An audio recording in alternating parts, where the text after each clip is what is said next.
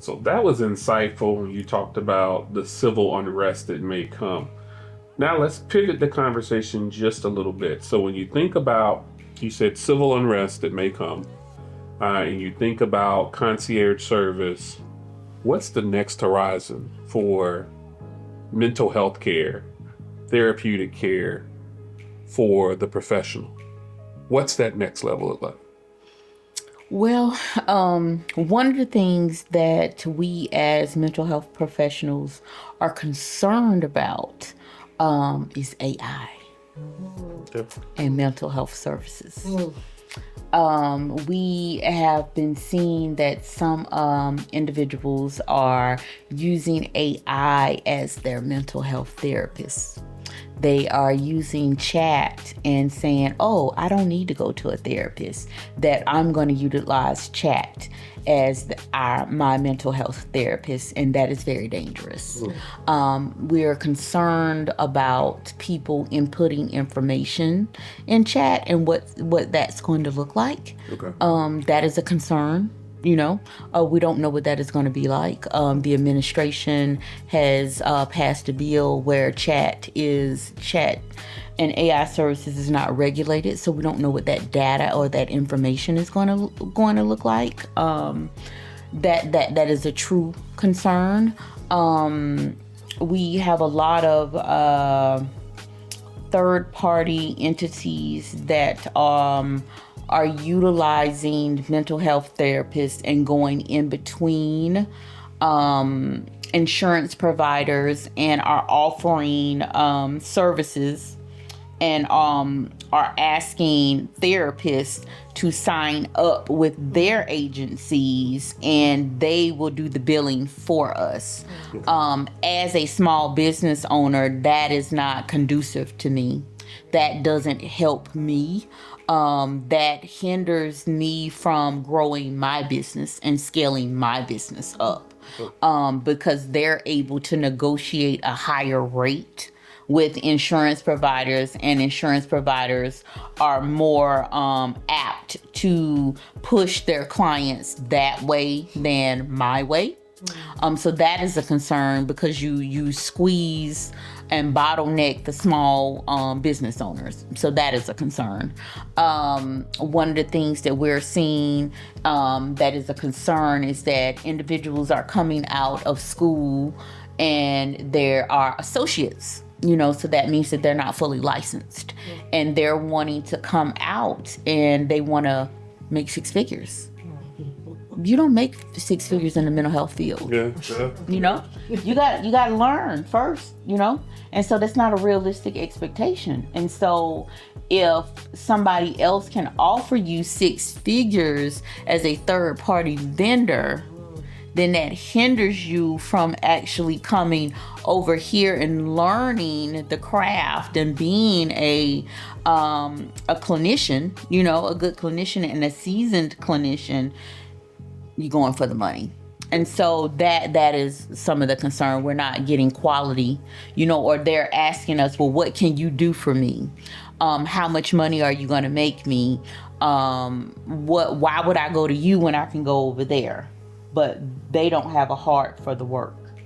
So that is some of the tension that we're seeing now. We're not necessarily getting quality people and quality applicants to come in, because they're wanting to make money and they're going to make faster money and things from that perspective. So it's a challenge to get quality people to come into your agency. Can we back up just a little bit and go back into artificial intelligence? So I know people that use artificial intelligence, and there's lots of programs, as you mentioned. One of the questions, I guess, that I would ask for you is, do you believe that there is any authenticity to the content that comes out, of that? Because there's lots of information that's out there and it's gathering it, but it may be old information or old strategies.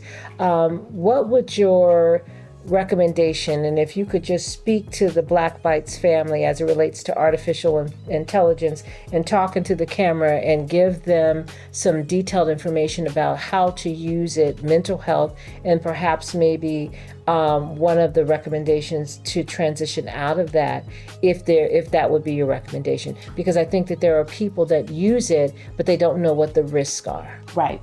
I think that artificial intelligence has a place. I think that you have to use it as a tool. You cannot solely rely on artificial intelligence as your way of doing any and everything, right? Like I would say, for me, if I'm working on an email or if I'm working on a letter, I am going to craft my letter, and then I'm going to ask artificial intelligence to help me enhance my letter. I'm not going to ask artificial intelligence to write my letter.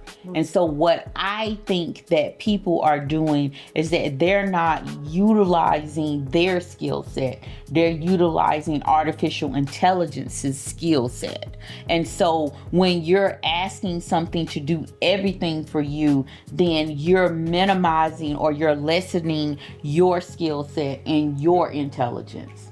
And if you're using that as a crutch, then what do you have to offer?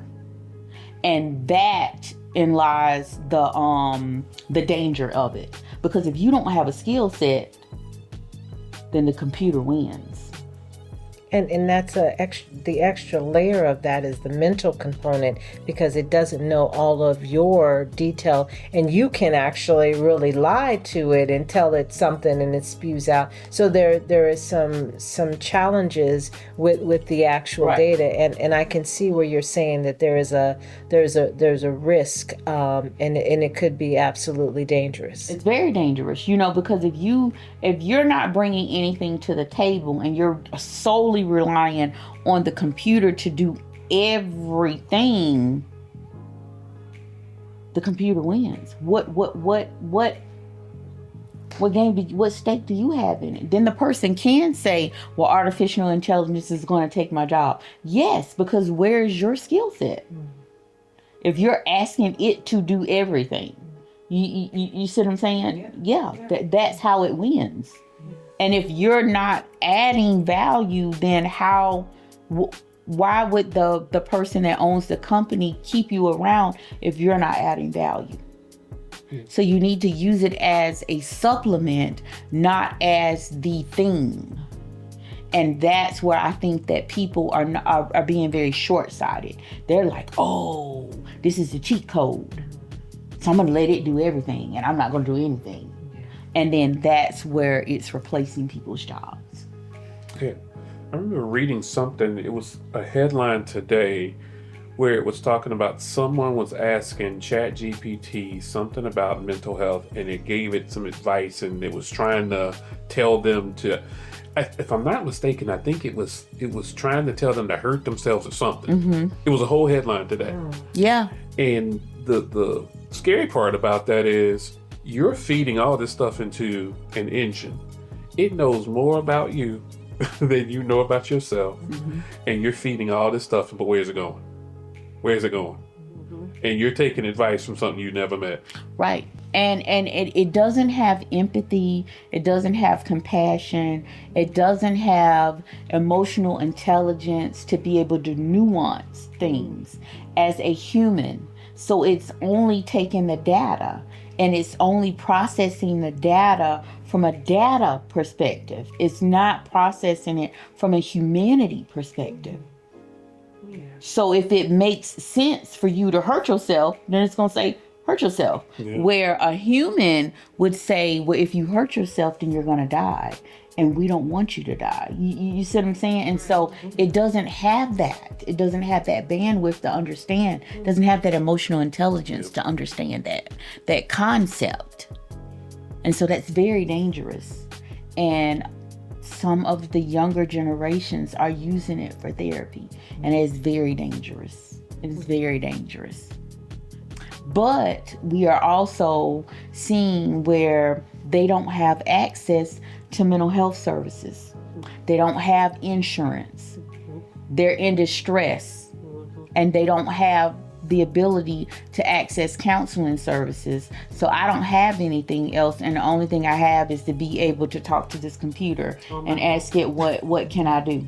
And that's a challenge, when we look at this, and particularly, when we think about artificial intelligence, we do also understand that it doesn't have as much of a voice from an African American perspective. And so the things that could potentially, be outlined in that may not necessarily sit well in the African American community. And by coming to someone like yourself who has the authenticity, the knowledge, the skills, someone utilizing that, they're not going to necessarily get, as you mentioned, the empathy, the compassion, and it's not trained to provide that information.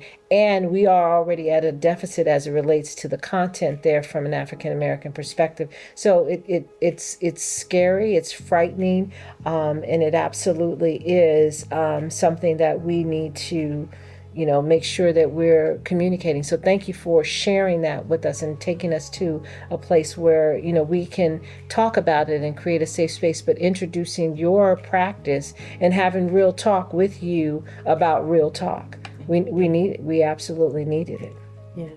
Yeah. So I just want to give you the opportunity. Well, we want to give you the opportunity, Black Bites family. Want to give you the opportunity to give our family some closing thoughts on one, self-care to the extent of not just survival and persevering, but in thriving. And what you would like to see moving forward from a mental wellness industry perspective, and how we can also play a role with our own in our own accountability. What are the things that we can do? What I would say is that if you are feeling like you are stuck or stagnant, or if you are thinking about accessing something or a different level, that you should seek out therapy.